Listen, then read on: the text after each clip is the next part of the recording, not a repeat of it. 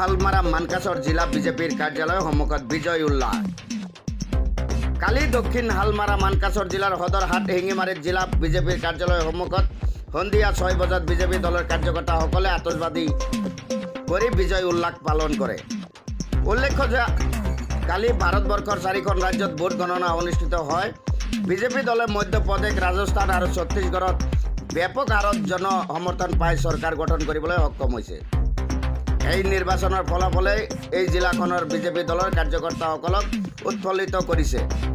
উল্লেখ্য যে উক্ত কাৰ্যসূচীত উপস্থিত থাকে জিলা বিজেপি দলৰ উপসভাপতি ক্ৰমে মনিৰুজ্জামান মণি, পৰিতোষ সাহা, প্ৰাক্তন জিলা বিজেপিৰ সাধাৰণ সম্পাদক ৰঞ্জিত কুমাৰ সাহা, জিলা বিজেপিৰ সদৰ মণ্ডল সভাপতি আব্দুল আলিম মোল্লা, জিলা বিজেপিৰ আহ্বায়ক ULC মফিজুল হক, জিলা বিজেপিৰ সংখ্যালঘু মৰ্চাৰ সাধাৰণ সম্পাদক মুন্নাফ আহমেদ, সম্পাদক আখিৰুল ইছলাম আদি কৰি শতাধিক বিজেপি দলৰ দলীয় কাৰ্যকৰ্তাসকল।